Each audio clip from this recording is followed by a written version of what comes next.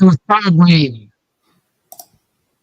the most highly anticipated Cleveland Browns game of the year. Do with that what you will, obviously. Shedeur Sanders, first start, certainly a winnable game. A defense that showed you everything that they're capable of, and what has kind of been the story for most of this season, when at least they've gotten enough from the offense to keep the game within reach. We are probably witnessing an NFL record within which is such a weird and lost 2025 season that there's so much uncertainty about what will come from 25 to 26. Again, do with that information what you will. You get another young player involved today, along with Shedeur Sanders. Look, draft status, we'll figure it out when we get to the end of week 18. But the Cleveland Browns themselves, especially the Cleveland Browns fans, there's some of us who have felt there were a lot of positives that were kind of being overlooked here this season. And maybe today you got to see a little bit more of it. Again, the season is not going to turn out where maybe those of you with the wildest of expectations thought. But there's a lot of good going on with this team right now. Of course, it's contingent on an off season. The OBR postgame show. Jeff Lloyd, Pete Smith, of course, is here. Shedeur Sanders' debut. Definitely a highlight reel throw. Definitely a play from Dylan Sampson that got to show, there is something more besides Quinshon Judkins in that backfield. A defensive line that was just, I don't even know how to describe it, maybe wild animals and raw meat, Pete, I guess. But today, Cleveland Browns 24-10 over the Las Vegas Raiders. Really feels like it was a bigger margin than that for a team that's, certainly had nothing but questions and struggles, and a lot of people kind of just beating the dead horse about a team, that is certainly at least 1 year away. Today you kind of get to see the vision, at least, what they have done for this roster for this season. Certainly this team going further. Pete, a lot to unpack, and obviously a lot of positives here today. Well, I mean, first and foremost, Shedeur Sanders gets credit for leading the Browns to win his first ever start. Up and down, I guess. Had a couple of really, really impressive plays. Had a couple of plays he really, really liked back. And it seemed like the Browns, on the one hand, were sort of did a nice job of game planning to his strengths. And then at times it seems like they were trying to manage his weaknesses. But the bottom line is, like, explosive plays continue to tell the tale of the season. The Browns had explosive plays. We got to see them do things that we've been waiting for them to do all year. Number one was the play to Isaiah Bond. That has been something they've been trying to do all season long. Shedeur Sanders gets in there. He rolls to his right, throws a beautiful ball to Isaiah Bond, and it sort of unlocks everything. And that play alone changed how the Raiders played defense. That's all it took to sort of force them to be more honest in the situation, because the Raiders were going all out blitz. Instead of going backwards, he rolled to his right, extended the play from that standpoint, and delivered a beautiful ball against man coverage. And they beat it, set up a touchdown there. Had a really nice ball to Jerry Jeudy where he sort of was able to extend the play a little bit, find Jerry Jeudy wide open. And obviously Jerry Jeudy had a really foolish play on his part where I like how Jerry Jeudy normally plays in space, because last year he was so good at creating with the ball in his hands, but this was obviously sloppy and something they've to get on him to correct. And then obviously the Sampson one, is this a huge play for Shedeur Sanders? Not really, but it's a huge play for the offense. And they got 66 yards, and you got to see Dylan Sampson do what he does best, which is if you give him space, he's going to capitalize. So if just those three guys I ripped off the top, Shedeur Sanders, Isaiah Bond, Dylan Sampson, those are all rookies. Outside of that, I would largely categorize this as a Dylan Gabriel football game. The difference is that Dylan Gabriel does, at least right now, does not give you that vertical component. Now, at times he's safer. Shedeur Sanders made some reckless decisions that almost backfired, but the positives clearly outweighed the negatives. Granted, the Raiders are not very good. Their pass rush was non-existent, which certainly gave Shedeur Sanders a pretty soft landing. The offensive line had arguably its best game of the year, but who cares? The bottom line is you tasked Shedeur Sanders with going out and winning the football game. He did it. You tasked him with moving the offense. He did enough of it to get the win. Obviously, Shedeur Sanders can get a lot of the headlines, but the bottom line is the Browns defense completely dominated this entire game. And that's really the story here. But within that, this is the game plan. And they lost the turnover battle or I should say we're losing. We end up 2-1 or 2-2. They were losing the turnover battle, which normally would suggest you're going to get beat if you're the Browns because you don't have that room for error. And the explosive ability and the fact that you're playing the Raiders and the fact that your defense was so dominant allowed you to do it. In a lot of ways, it played out very similar to the game against the Miami Dolphins. Obviously, this one was indoors and allowed for your offense to sort of flex its muscles a little bit. But the Browns showed that they are, however bad you think they are, there's clearly a level below them. And the Raiders are clearly a level below them, and they flex their muscle from that standpoint, which is what you want. You look at it and you go 14 points. It felt like way more than that, even though they had to play it like it was that tight. I mean, the game felt over at 14-0. It just completely just getting destroyed. But the big thing for the offense was they still couldn't run the ball, and the Raiders still said, you're not going to beat us unless you can throw it. He only completed 11 passes. All he needed was 11 passes. 209 yards, a couple big explosive. Obviously, the pick, which was terrible and gave up the field goal. But that was enough to get it done. And if you're sort of looking at this and going, where do we go from here? I know Kevin Stefanski says he's not making a decision. If it was up to me, I'd roll with Shedeur another week and see how it goes against the 49ers. But based on what I saw, which is the ability to deliver explosive plays and give you that element, would it be the end of the world to me if they put Dylan Gabriel back under center? Not really. I know how it will be received if they do that. But there's clearly a small level of trust that they have with Dylan Gabriel. They aren't quite there with Shedeur Sanders, as illustrated by the number of points where they took him off the field on offense to get extra guys on the field to block and some of the other elements they did. But he got the job done. And that's all you can ask of a rookie playing in his first start, especially a fifth-round rookie playing in his first start. And, we get all this crap about Eric Zier being the last quarterback. It's such a shame because I feel bad for DTR because he got hosed by being put in that Ravens game the way he was. His real first start was beating the Pittsburgh Steelers at home and got the job there. But who cares? The bottom line is, to your point about draft position, do I have a little bit of a mixed feeling with it? A little. I'm not going to lie. But the bottom line is, I've said all along, this team, this group of players, this group you want to build with, they need to experience this type of stuff. Losing sucks, and it does take a toll. And you can sit there and go, well, if they lose the game and they play really well, they should be okay. It's different.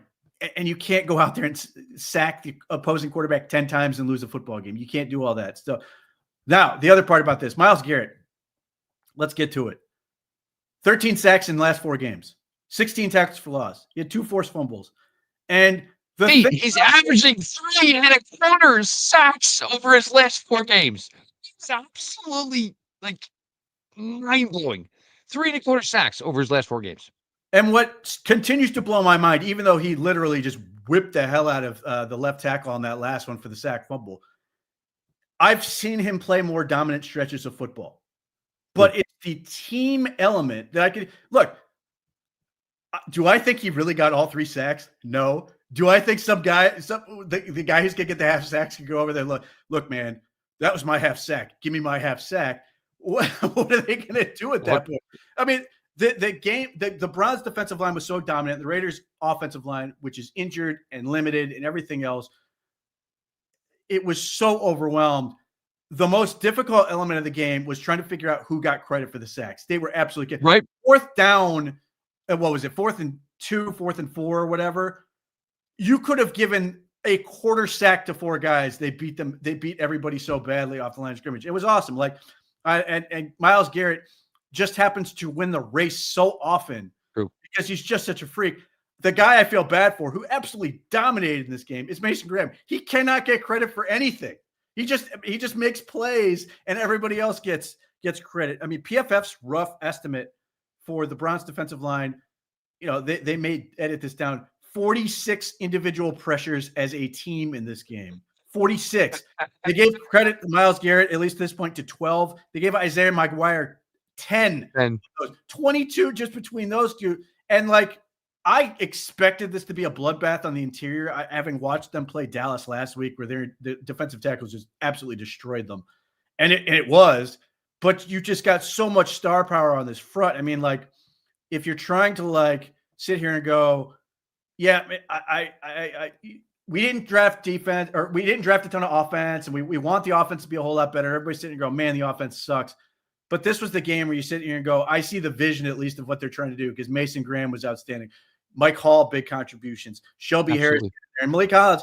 Malik Collins, I don't know if he was necessarily the best of that group, but he got 2.5 sacks. It's just the level of just and a fumble recovery. And the thing is, they had to, because the bottom line is, like, there were plays where Trey Tucker was able to get behind coverage, and if he had time, that could have gone the other direction. They missed a couple shots. So, like, the defensive line was as good as we all hoped, if not better. This is everything we've all dreamed it could be. And the bottom line is, like, as good as they were, they needed it all to finish this, because the offense is not good enough, because there were issues on the back end of the defense. But man, I was just blown away by how good the front was. We have had these conversations. I mean, it's damn near a decade now. And, try to have a feasible offense and try to have a defensive line where you just destroy. And this defensive line, and, like, Shelby Harris being here is like overkill. And you understand there might be an opportunity where Shelby Harris is not here next year. Aiden Huntington, hopefully, it's not a prolonged thing. But it didn't matter what guys were out there playing defensive line.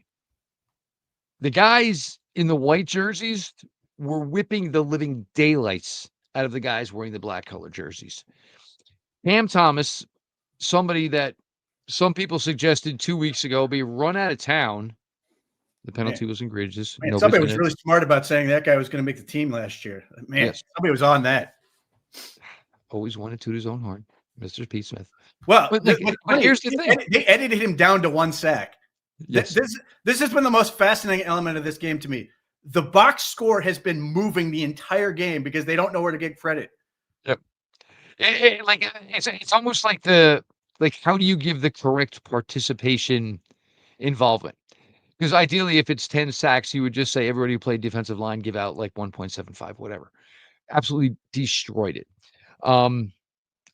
They're just an incredibly talented group. And, we've mentioned this the last couple of weeks where, Myles is now getting the TJ Watt sacks, the easy way. It used to just be Myles had to do it all on his own.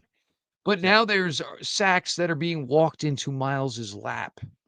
And then you still get, of course, the absolute just blow by, which was the forced fumble covered by Malik Collins.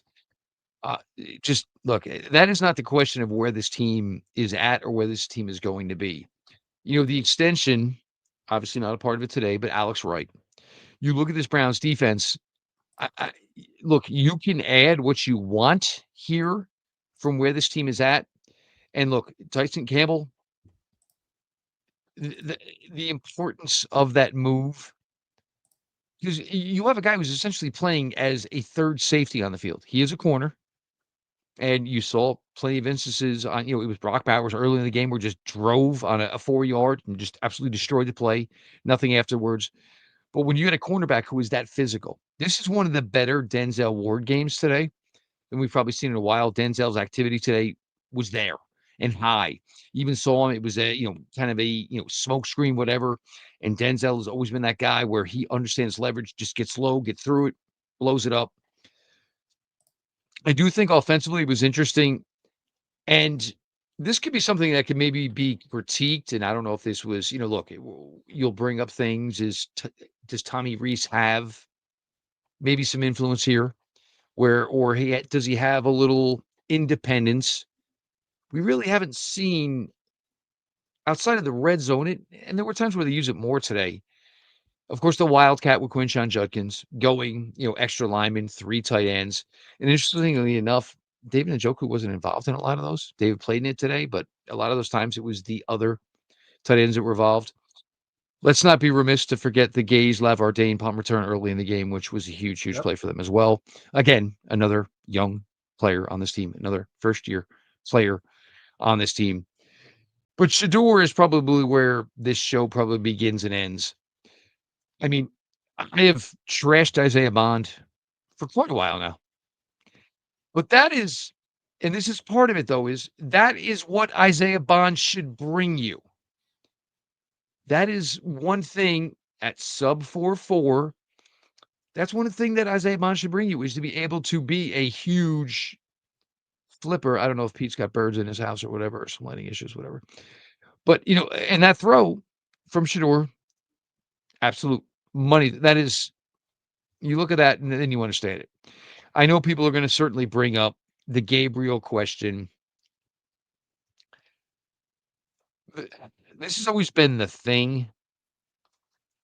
And Dylan, for what the Browns thought Dylan Gabriel could give them, as opposed to what the one thing we were pretty sure Shedeur can give them, is working the ball down the field a little bit. And you got to see that certainly a little bit. The Jerry Jeudy thing, I understand everybody's like on it, whatever the fumble. But you know how long it's been since Jerry Jeudy caught a ball in open space and just said, let's go hog wild? Yeah, maybe in the back of his mind, he kind of, forgot some of the earliest things he was taught. They're a team that certainly doesn't know how to put it all together right now. And it's because they don't have that true guy yet behind center. Offensive line certainly needs work, but they're as talented. Like, do you want to be the Las Vegas Raiders right now? No. Do you want to be the New York Jets right now? There are several teams in the NFL right now. And if you were truly a Browns fan, get outside of the Browns lens and look at those teams and say, this isn't as bad as some people want to think it is. It's going to take some growth. It's going to take continued effort, continued tinkering. Well, there is a lot of, kind of positives to this team right now. And yes, it's going to have to get resolved behind center, which is the most important question of it all. But there's more here than anybody is trying to give this team any credit for right now. Well, I mean, the roster is just incredibly lopsided. The fact that you extended Alex Wright's contract and he didn't even play in a game where they had 10 sacks is notable. And the Devin Bushes of the world. And just what you're getting from some of these guys. And it's one more reason I think they should re-sign, extend Cam Thomas to sort of fill out that end of that room, because Isaiah McGuire had a really, really good pass rushing day. He just destroyed the right tackle, but just game to game, he hasn't shown a ton in that regard. And Cam Thomas has sort of filled a little bit of that gap. That those guys are great run defenders. Kind of plays smart and technical. I mean, there was the one, jet screen, smoke screen, whatever. And Cam Thomas basically just got in the throwing lane. And Geno Smith was just like, so that was like an impact play without necessarily having a true impact. Right. So, I mean, like that defense is loaded for the foreseeable future. They're going to look, if they get a deal done ultimately with Ronnie Hickman, who's scheduled to be a restricted free agent, and whether it's Devin Bush being re-signed or JOK coming back or something else, just with the Ronnie Hickman element, they'd have 10 of their 11 starters returning next year. If Bush is back, it's 11 of 11. If it's not because JOK can come back, well, then you're even better. But the bottom line is because of the deal they made for Tyson Campbell, who's under control for a bit, because they got the deal done with Alex Wright, they're all set there. So it's all about now setting up for the other side of the ball. And so much of this, and this was a good showcase for that, is getting young players to get to play and contribute. And obviously, I think David Njoku's situation was they were precautionary because of the injury he was dealing with. He basically didn't practice this week and was active basically based off Friday. I think they tried to limit his usage. And then, when Brandon Bates went to the tent, he sort of had to come in. But for the most part, they didn't use him a ton. Again, the running game was not very good. But if teams are going to continue, this is one of the things I appreciate about what Shedeur Sanders brought to this game is if teams are going to sit there and put 7 and 8 in the box, you can take shots. And he's, for all the things he's not good at, which there are many still, he is a phenomenal passer. He can throw. Beautiful ball, accurate, has the right tool for the job most all the time. Couple decisions that were really bad. The interception was bad. The one the one outlet pass that sort of got caught and then was called a personal foul looked eerily like it was going to be the pass Joe Flacco threw against the Patriots, which was pick sixth. There are still decisions where I question where his eyes are at and some of the stuff. But, I really like Ross Tucker as a color and as one because he's a big line junkie. And so you get all that stuff. But because he did make a good job of noting the fact that Shedeur Sanders, by and large, didn't do the things that that have killed him. He didn't go backwards. Now, again, the Raiders did not generate a whole bunch of pressure, but they did slide him to the right. It gave him something to do, somewhere to go, and that sort of worked for him. He did largely protect the football, though he drives me insane the way he moves in the pocket with the ball with one hand. That I just want to strangle him as I watch that because it's going to happen. The ball is going to get knocked out. It's going to cause a fumble, and people are going to get pissed. He's got to hold on to the ball with two hands. But what he does, or what he's doing, or did in this game anyway, that Dillon Gabriel has not done a good job of, is he keeps his eyes up. Again, some of that is because of the pressure he may not have been facing, but whether it's the ball to Bond, whether it's the ball to Judy, whether it's some of the other balls where he's trying to go downfield, he's taking advantage of spacing that the defense can't cover because so many of them are down in the box to stop Quinshon Judkins or Dylan Sampson, because Dylan Sampson's game was obviously very feast or famine. He had a couple really big plays, but he also had a bunch of plays stopped in the backfield. And that's sort of where you're going to be at, which is okay. You don't want negative plays, obviously, but if you're going to have them and you can balance those out by attacking downfield and having receivers who are going to reward you for doing that, or at least allowing them to keep that. I cannot state, if you watch how the Raiders defense played and then the Isaiah Bond catch and then how it changed, they immediately started showing pressure and then dropping out rather than just sending endless blitzes like the Ravens did. They still did a few, but it was far less frequent, and it made the offense's line job and pass protection far easier, which is certainly a valuable element of it. The other ball that I really liked from Shedeur Sanders was near their own goal line, just being able to fit the ball over to Harold Fannin. And for the most part, that's a nondescript pass. It was the right pass for the job. And then Harold Fannin's just a beast where he just makes 6, 7, 23 guys miss fighting for the yards and gets the first out. Like there are so many times you're sitting there going, you want to sit there and go, man, I hate the fact that they're throwing short of the sticks. And then Harold Fannin just fixes it. He just says, nope, that's no problem. I got you.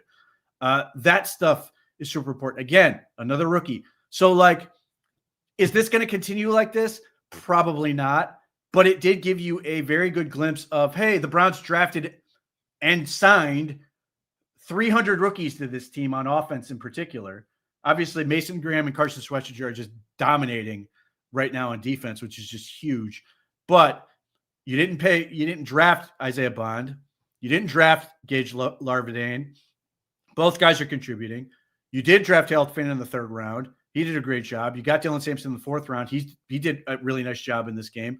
Quinshon Judkins is great. You just sit there and go, man, I can't wait until, one, they throw him the ball more with space, and two, if they get a good line in front of him, he's going to be an absolute monster. And then Shedeur Sanders, obviously, as a 5th-round pick.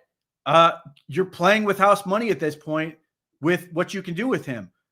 And I was sitting there watching some awful football in the 1 o'clock window. Just awful. And you're sitting here, and if you're a Minnesota Vikings fan, you are sitting there going, oh my God, what did we get ourselves into with J.J. McCarthy, who you used a 1st-round pick to get?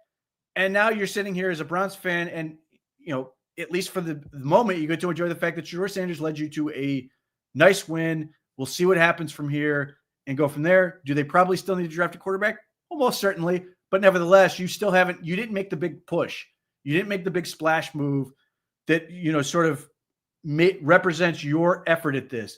You took a couple little swings, which I think were more than reasonable, to take a shot at this thing and see where it gets you. And if Shedeur Sanders proves us all wrong, or I shouldn't say all, because there are people who are unabashedly thinking he's just going to be the greatest ever, fine. I hope so. But even if he's just sort of this little, gives you a little, everybody. Serviceable. Well, I would just say he gives everybody what they want. The people who love him, you get those deep balls and a couple of great balls that are just fantastic. For the detractors, you get the bad picks, some of the decisions, and the sacks that he can't take.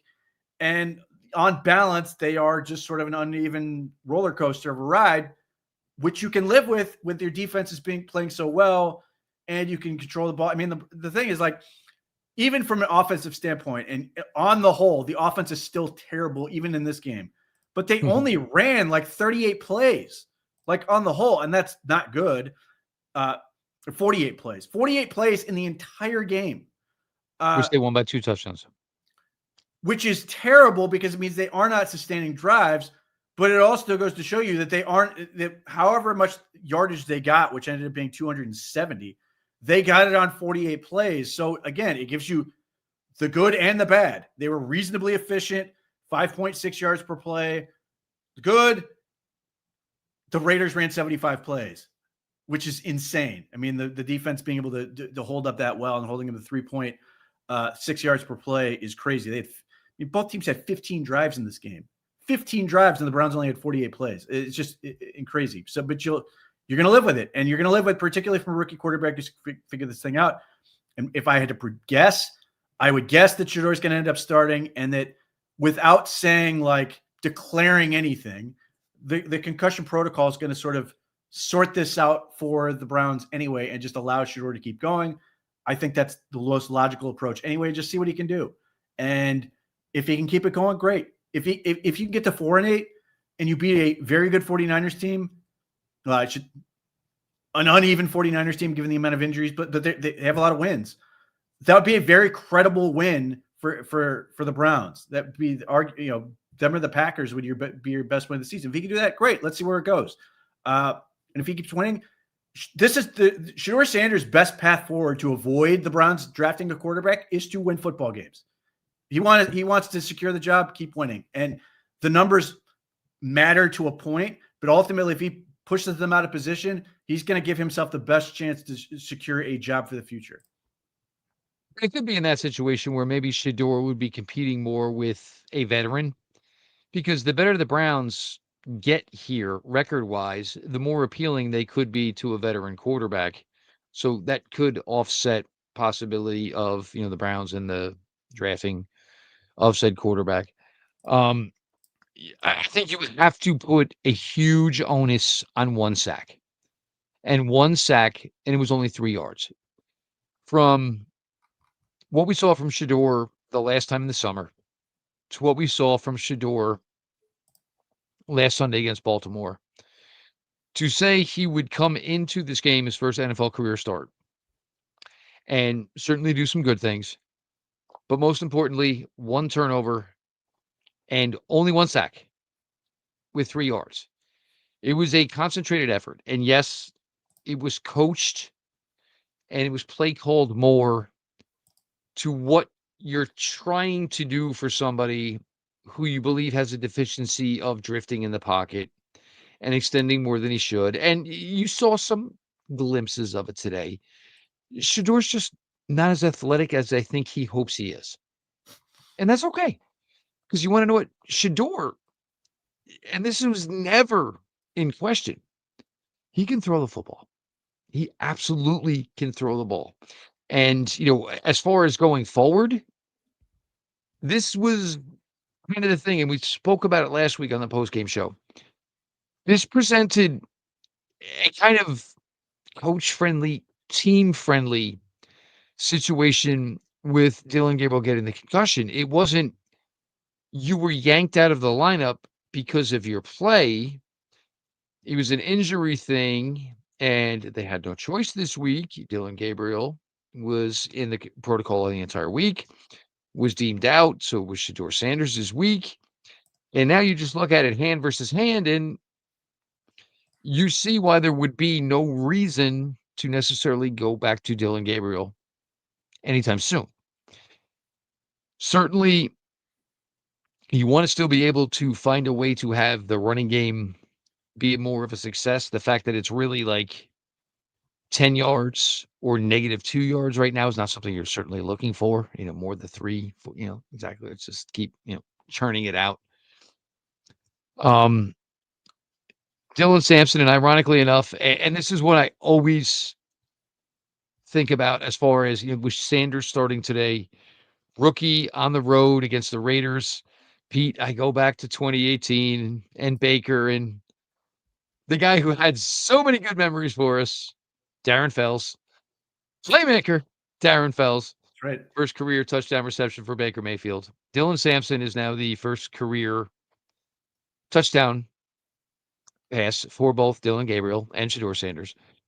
The play for Sampson on the touchdown, and the thing where I think it made it even more a little impressive is you kind of saw it coming from a million miles away, but it was blocked correctly. Sampson, correct amount of patience. Oh, there it is. There's my lane. And I'll be honest, that was the fastest we've seen Dylan Sampson run this entire year. Because that's also what happens when you're dealing with so much youth. It's a confidence thing. And normally, when you're playing with a lead, it is a lot more easier to play with some confidence. And I think that's what just continued to go on, certainly for the defensive line in the second half, because these guys were just licking their chops. And kudos to whoever grabbed Myles with 1:25 to go and said, "Are you cool? Will you take the rest of the day off?" Because you had to think there was an opportunity for Myles to maybe get one more there in those last 3, 4 plays the Raiders ran. But it's just the difference between, playing in a game, winning, close, competitive, as opposed to some of the difficult losses this team has had this year. And, it's nice to see, again, some of these guys smile again. And Carson Schwarzenegger, week in, week out. Today was Austin Genty in the hole. Oh, And, yeah. just another, I mean, and you probably coined it best last week, where it's not a question of, what Carson Schwarzenegger actually is. It's a question of just how high this is going to go. Intelligent, athletic, smart, makes the tackles, involved in every play, calling the plays on defense. He's just, you put that and, you try to equate it, yes, at his position, he's maybe somewhat on the level of a Myles Garrett, which is just another story of with itself, because 18, correct, Pete? 18, 22 and a half is the record. So he Yep. needs 5 sacks In 6 games. in 6 games. It's we've marveled at number 95 since he's been here, since day one. And everybody in the damn building knows it's coming. And I think the Raiders, for the most part, early on, they were like, all right, well, we're not going to let 95 beat us. But then when it was already like 3, 4 sacks and Myles wasn't even involved yet, it was like, all right, well, we just got to try and do our best to at least get in front of everybody, which just led to the ultimate, ultimate, licking of the chops where Myles just absolutely got involved heavily. The Hall of Fame resume is done. It's already been sent in. Mm-hmm. Now it's, do we get to the point where, and I hate to do this type of stuff, but we're getting to the point now where Myles is going to be threatening the Mount Rushmore, the Reggie Whites, the Lawrence Taylors. Does he deserve to be, the third, fourth name on that? And that's just how ridiculously good he is. And it doesn't seem to be showing any time, any type of slowing down anytime soon. No, I've said all along, he's got another 10 years in him if he wants to play that long. It's just a question of, can he And it's avoid? funny because we used to have these conversations about whether or not he would play this long, just because he's a little bit of a more diverse dude, a little bit more, just he's not your typical kid who played football growing up in Texas. He's more diverse, has more interests. But I think the thing is, he just absolutely enjoys the battle of it and certainly enjoys the success of it. If he wants to play, I mean, assuming he avoids catastrophic injury, and look, we just saw Aiden Hutchinson come back from one, and he's back to being Aiden Hutchinson. But Reggie White, Bruce Smith, Julius Peppers, even Khalil Mack, who's had some injuries, those guys they are born to do this forever. You go to Reggie White and Bruce Smith, they're 39 years old and they're still just absolutely crushing it. Julius Peppers transitioned to being a full-time pass rusher at 36 and then kept putting up double-digit sack seasons. To me, again, it's a referendum on the fact that this is the first year where Myles Garrett has had really, really good help. And what it reminds me of, honestly, you bring up Reggie White, is the late 80s, early 90s, Jerome. where all of a sudden, where you had you had Clyde Simmons, you had Jerome Brown, Mike Golick was also there. You had Eric Allen, you had all those guys, and it just allowed that group to just be so much better. So Reggie White was unfair enough, and then you put really, really talented football players around him. It just allowed him to be a whole different thing.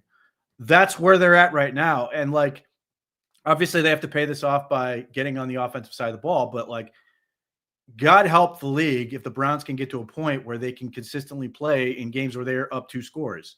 Because obviously that's where the defense is designed to really be. Yes, they stop the run well. Yes, they can do some other things, but ultimately they are designed to play with a lead. They've always been built as a group that's built to play with the lead. So if they can get to that point, if they can pay this off, whether it's Shedeur Sanders, if Shedeur Sanders wants to be that guy, great. And then you can just use everything else to build around him. That would be fantastic. If not, then you still got to get the quarterback, but we'll see where he goes. But yeah, the bottom line is the defense worked as intended.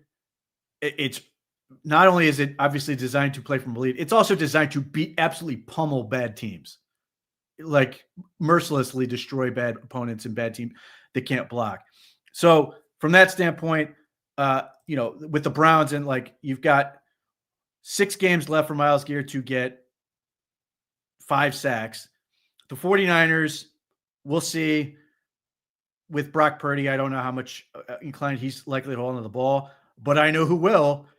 Cam Ward will absolutely hold on to the ball. Caleb Williams will absolutely hold on to the ball. An injured Aaron Rodgers, an injured Joe Burrow. And then you finish up with potentially Joe Burrow, who will hold on to the ball. So as long as nothing insane happens, hopefully injury-wise, the path is clear for him. It's just a matter of he's got to just be alive to continue to play this way, because the other thing that's working in the Browns' favor, at least right now, they've been really fortunate on the defensive side of the ball injury-wise. Yes. They have not sustained a whole lot of issues. Obviously, they were without Mike Halls Jr. for basically half the season. He finally got a real load of reps today and looked really good. Pete, nobody knows him better than you, and you saw it today. If there was a sign about whether or not somebody was rounding back into shape, there was no question. And I think Mike Hall kind of got screwed today because There was one where Geno Smith just kind of went down in the pocket. There was no attempt at a running play whatsoever. And I am still wondering why this isn't 11 sacks, because Mike Hall was the one that kind of smacked him on the back as he was on the ground. I don't know how it wasn't necessarily called a sack. Yes, it was a busted play, but quarterbacks tackled 6 yards behind the line of scrimmage. I think it should be a sack. But you saw like Mike Hall, it is so coming back to him.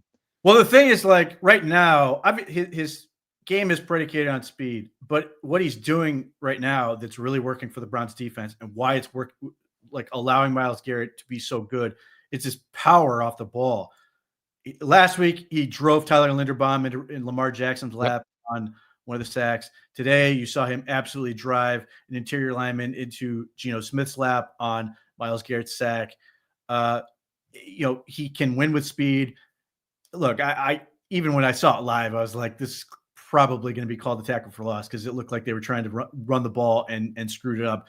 But who cares? Like, there's an element to this where, yeah, sacks have a special place, but like the other element to this is the sheer number of tackles behind the line of scrimmage. And because of half sacks are weird in that they don't get counted in terms of individual tackles for loss, or at least if they aren't counted yet. So, for example, Shelby Harris and Jerome Baker split a sack.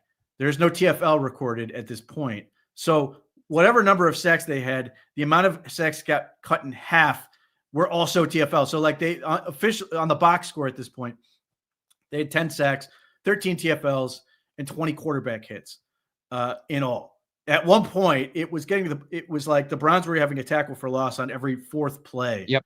The Raiders.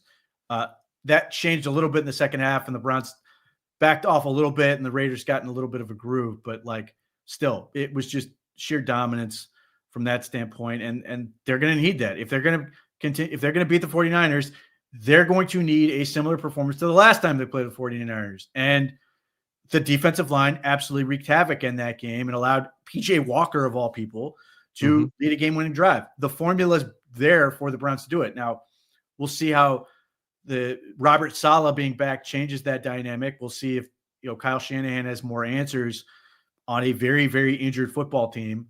But if not, it's going to be another long day for the offense, and maybe they come up with some answers. But it's really going to be a question of again, and I'm hoping this is what's going to happen because I think it's just the most reasonable thing to do.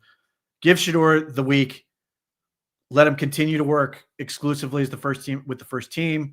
Continue to let him keep trying to grow at this thing, because ultimately, one, we want to get the clearest picture possible of him. We want to give the fairest evaluation possible, and I want to see what he can. I want to see what he can build on. I want to see where he can go with this thing, because the Raiders aren't good. And I'm certainly not going to give them the win back. I'm not going to say, no, the Browns should lose because the Raiders aren't good. He gets all the credit in the world because they beat the Raiders. That was who was out there. But if he goes out and beats the 49ers, then it's going to be, people are going to start losing their minds. Now we'll see how it looks if he can do it. I think it's going to be a lot more difficult, obviously, because I think the 49ers are much better. I think Robert Saleh is a really, really good defensive coordinator who's, even with the injuries, has got that team playing, but they don't rush the passer particularly well. So it's another opportunity for hopefully the line to get a little bit healthier. Hopefully Jack Conklin and Cam Robinson didn't do anything to sort of aggravate anything, and they can get a little bit healthier this week. You get the game at home. If Shedeur's the starter, what that stadium's going to be like coming off the win. Joe Bitonio joking last week about, could you please get the crowd to quiet down, and then him seeing after the game that he was actually hyping them up. He's like, okay, but we can't hear the play calls. It's going to be a huge atmosphere at home for this game. So that's one more thing that potentially works in the Browns' favor. Like, there's going to be a ton of juice in that stadium. You're going to have a big time crowd, and maybe that gives them a little edge. The Browns' defense was fantastic on the road, which is something they normally haven't been able to do, even if there were some, areas where they weren't great. They've been phenomenal at home. Can they carry this over and keep that momentum going? Like, I said this going into the year, and I have not stopped believing this, that teams do not want to play this defense. They may be happy to play the Browns to come away with a win, based on obviously the record, but they hate having to play this defense because this defense does leave a mark and does, potentially ruin a season for you, or at least the next couple games for you. And we've seen some of these teams like they beat the Browns and then they go and limp into their next game because they've just gotten physically beat on because of the way this team plays, because of the amount of energy they have, because of the amount of guys they have, because they've been fortunate with their health that they aren't constantly having to get guys off the field. It's really working for them. And maybe if it's Shedeur and they get a little something going here, they can finish out the season on a very positive note. Because again, after the 49ers, they play the Titans. Like, everybody's going to expect the Browns to beat the Titans, just as most people expect them to beat the Raiders, even though the Raiders were technically favored. All of a sudden the Bears game gets a little more interesting. So we'll see. I mean, it just changed. Look, winning just changes how you feel about this team, no matter how bad they are. It just gives this team a little extra juice. I like draft position, all that stuff is great. I'm just happy for the guys in the building because it's a very young group that gets to experience a very well-earned victory because they just destroyed them, at least on the defensive side of the ball. And the offense, rookies and all, got enough done. And it was rookies that carried the day in large part. Which was kind of the storyline, of course, for this team overall. And, look, there is, you can do the coach speak or whatever. If you're going to go back to Dylan Gabriel this week, oh my good God. I just don't see it. Yeah, no, but even still, Kevin Stefanski, like, you and the family just better, find an Airbnb for the week. Nobody's going to see any way where that is the correct move. Shedeur gives you one thing that certainly Dylan Gabriel does not. Where there is, I mean, look, the throw to Isaiah Bond, even if it's rolling left, Dylan Gabriel is not making that throw. There's not a chance in hell. No. So right off the bat, that is something Shedeur gives you, which is something that has been so desperately, and not even a throw of that length. Give us something 25 yards down the field. That is just something you have not gotten this year. It didn't overall uncongest the defense and allow things to be easier. I mean, the Raiders were still stopping the run at a pretty decent amount, other than the 2 Wildcat runs for Judkins, which, found a little open space, and my friends came in and got me where I needed to be. But over time, and it doesn't have to be, a consistent, just to hit a couple. All of a sudden, over time, yes, that should open things up. And, Quinshon Judkins has certainly been appreciated. He should be appreciated even more for what he's doing, because essentially it's what he's doing. It's in a freaking phone booth. Well, I mean, he got essentially what I thought at the time was he got the wind thoroughly knocked out of him when he went down. Oh yeah. You see, it was like a lower, like almost like a kidney shot. Yeah. Where he was absolutely gasping. But nevertheless, the Browns took him in the tent to check him out. Then the league, independent That's where he got nervous. Down as he tried to go back on the field and called him out. They took him back to the locker room and checked him out. Thankfully he cleared that as well. But there are too many times where he needs help being picked up off the ground because he's just getting absolutely killed by run throughs. As I said, if the Browns can get the offensive line situation drastically improved, his life is going to be so much easier. And the thing I've said all along with Dylan Sampson, who looked really good on the 26-yard run in a game where he had 23 yards rushing on 7 carries, which sort of tells you how this game went. He was really and 66-yard touchdown, but 58 yards total receiving. The Browns did a great job blocking on that play, but he also read it incredibly quickly, stuck his foot in the ground effortlessly, and cut that up for the 26 yards. But I've said all along, which is sort of like, it's frustrating because I understand why they're giving the ball to Malachi Corley more, because he's more suited for that type of dirty work. He's just literally bigger than Dylan Sampson.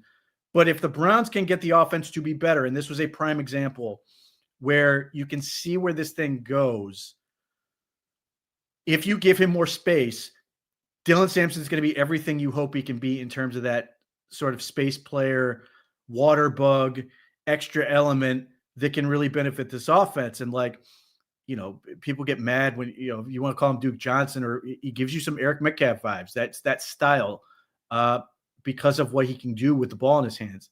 But give him space, he's gonna be able to make those things happen. So if you get in a situation where the Browns are able to block up front, they're able to run the ball, and force teams to be honest down the field, and you've got Jerry Jeudy, Cedric Tillman, and hopefully a very, very good receiver to be named later, as well as Isaiah Bond, that can stretch the field, then Dylan Sampson and Harold Fannin and Quinshon Judkins can catch little simple underneath balls with space and create. And that's one of the things that's missing. And we're getting every so often we get a little taste, particularly with Harold Fannin, who can catch a ball and then create. But if we can see the Browns consistently force teams to be honest and drop back into coverage, then you're going to see little easy passes to Sampson or these other guys that are going to create big time plays. And like Harold Fannin is just going to eat up swaths of yards, and he's still doing it. Like I remember coming into the year comparing him to Isaiah Likely and like noting Isaiah Likely's best season. Harold Fannin is well on pace to beat the better production wise than Isaiah Likely has ever been in the NFL. And he's in like year 4 or whatever. And he is just such a, and that's not to discredit Isaiah Likely. What I would say is Isaiah Likely is a force multiplier. His production, whatever it is, if it's 500 yards in a season, makes everybody better on that offense because of the amount of elements it creates. Harold Fannin is a force multiplier in the same way. Now, he's getting all the yardage right now because that's what they have.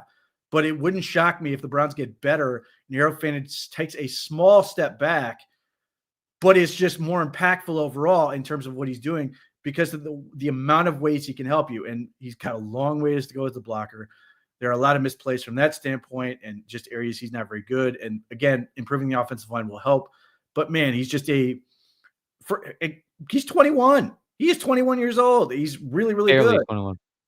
And like he's been everything you could hope he would be. And he's 21 years old. And him and Quinshon Judkins have the same thing, where they make you hate tackling them because you need to bring everybody. You have to bring all your guys. So does Ashton Genty, to his credit, and the Browns did a good job of rallying to the football. But those guys force the defense to rally and get a whole bunch of guys the ball, because if you try to tackle Harold Fannin with one or Quinshon Judkins with one guy, it's just not going to happen, and you're going to give up big yardage. So, like, those elements create space for the offense. No, and between the two of them, and there was even a Harold Fannin jet sweep today. But it's like, you're tackling, basically a bag of switchblades. Somehow, some way, the punishment is going to be received from would-be tackler. And again, and to Pete's point, if there's more to it, in Harold Fannin, it doesn't have to be almost 50 receptions. If it was to 40 with a better overall product all around, more consistent quarterback play, better offensive line play, that 40 receptions could have a bigger yards per touchdowns than the almost 50. And this is just, again, the path to progression for where this team is. And look, if you're aggravated with, I get it, but it's not as bad as so many of you want to make it out to be. And for the first time in a long time since, and I'm not even going to get, I don't even want to get to the point that a certain injured quarterback was there on the sidelines today talking to young players, which just seems so insane on his face or whatever. But there is a huge, huge amount of potential here. Shedeur, again, there's no question. You want to keep this going because you saw enough today to know that between the two, you want to see more. You want to see what more Shedeur can bring. And does it get easier? Does the game slow down with time? With a little more continued success? Does now the field open up a little bit more? And these are all fair questions to ask and hopefully fair assumptions to have as to what this team can be going further with 6 games to go And again, there are just so many things that have appeal here. And no question is 95 in his pursuit of NFL glory at 22 and a half. No question it would be 10 times even more enjoyable knowing that one half of the co-holders of that number certainly is a guy who resides down in Pittsburgh. It's a feel-good day. This team needs it. This front office needs it. This coaching staff needs it. This fan base needs it. Even though we're talking about a team that right now is in a million time better situation than the team they played against today. But this is where we're at. We're going to take, we're going to take the small amounts of, goodness that we can get. And, some of it certainly has been overlooked in some of the losses this year. But you kind of got a vision today. Here was a team, and, it wasn't really solely, on the offense early, but you got a big 14-0.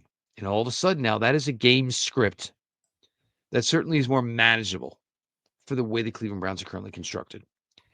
And they found just a way to keep at it, keep that lead going in their direction. Certainly next week is a completely different animal with the San Francisco 49ers, a team that's, operating well with two quarterbacks as opposed to none, which has kind of been the case here. And ironically enough, the Cleveland Browns, between their two rookie quarterbacks, have 2 wins as opposed to Joe Flacco, the Cincinnati Bengals, with 1 win. So anybody that wants to continue and harp on that, just let it go. It's, the situation was played out and was played out correctly. But you enjoy this, and you kind of, remember what it's like, when this team has been good.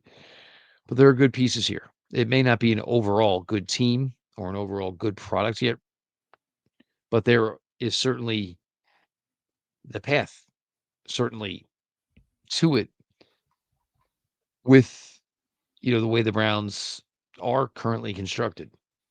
I'm not going to sit here and say, oh, this means he stays, this means there's time for all that to be figured out. And, I think in our minds, all of us probably have our preconceived notions on A, how we think it'll work out, B, more importantly for all of us, right, how we want it to work out.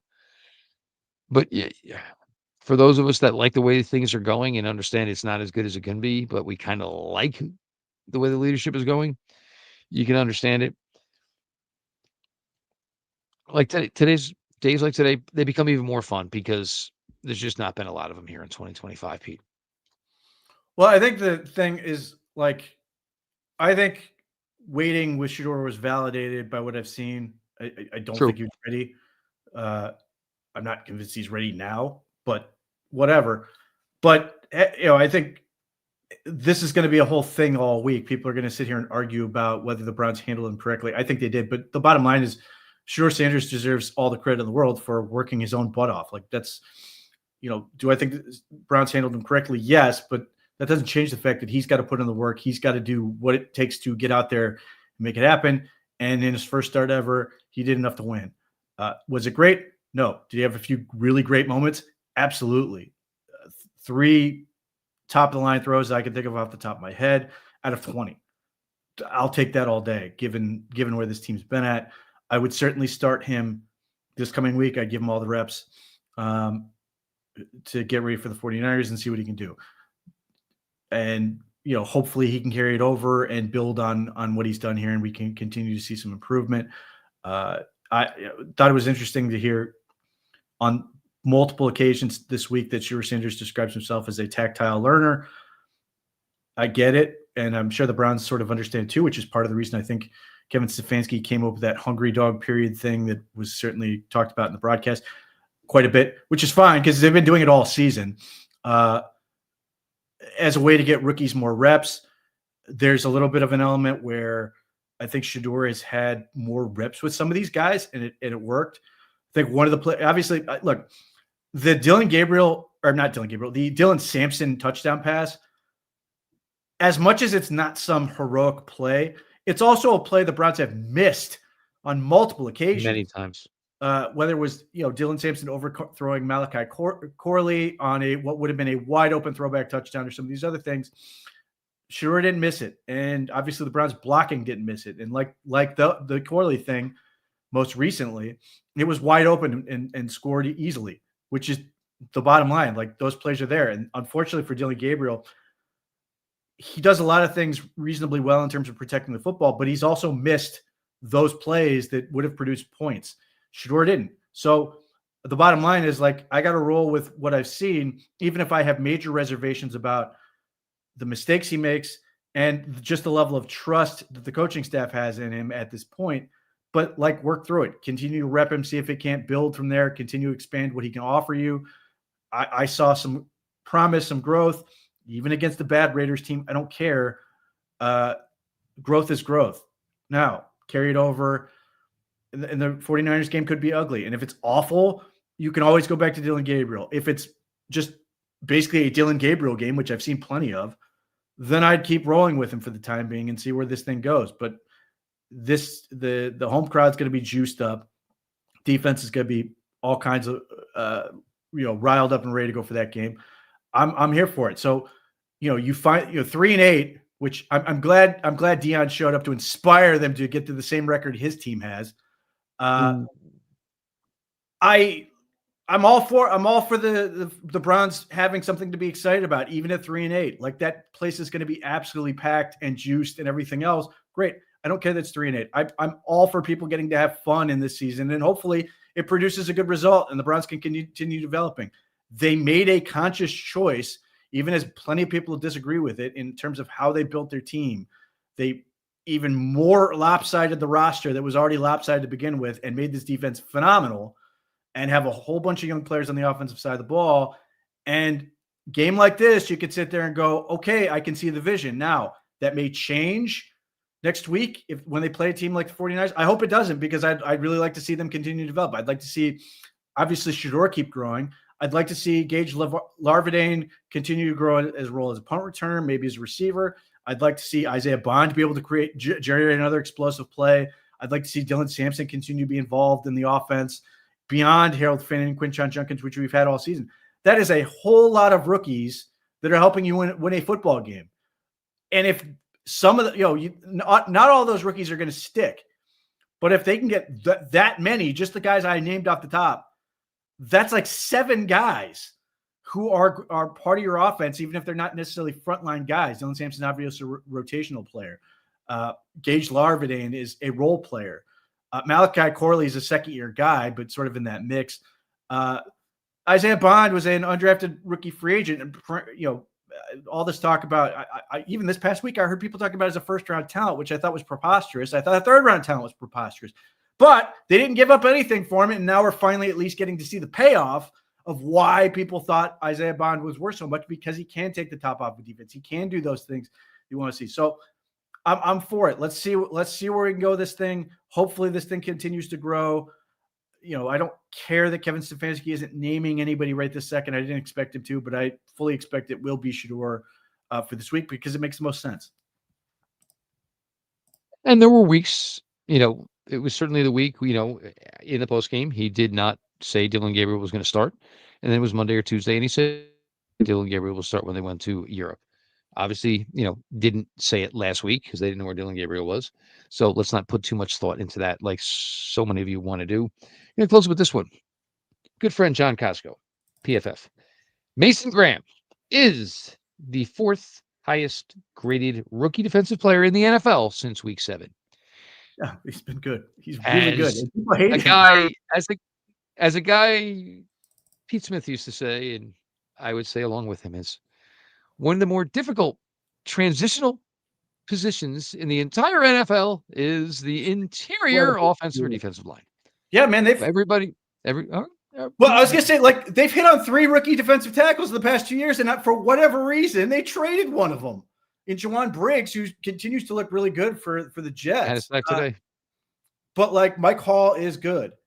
Mason Graham is really good. And like the funny part was Mason Graham, even when he was picked initially, like knew what he was getting himself into. He knew he was not the guy. Mary Kay Cabot asked basically the first question she asked him when he got here was like, everybody else was kind of hoping they picked anyone but you.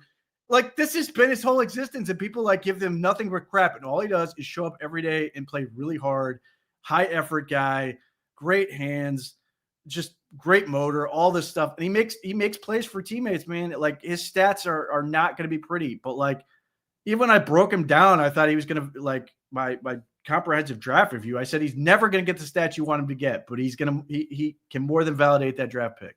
So far, as a 22-year-old rookie, like, it's really coming on lately, since the bye week in particular. Yep.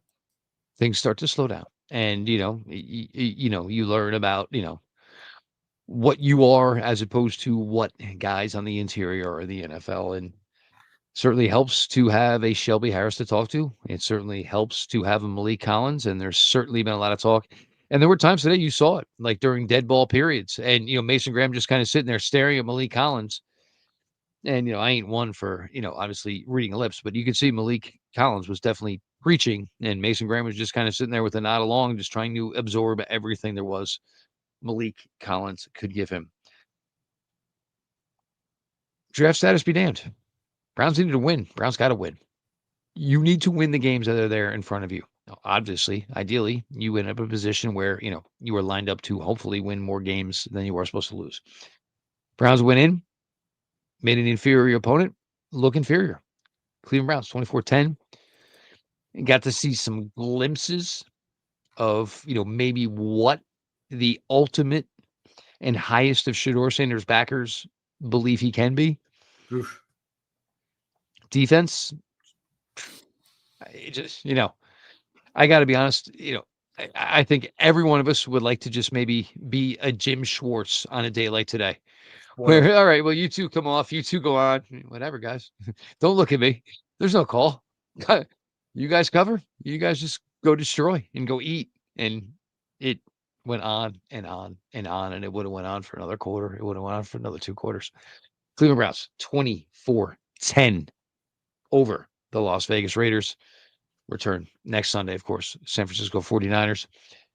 Pete, all the boys over the OBR.com will have a bunch of written content for you. Make sure you, of course, that, while you guys are there, you look into the insider package.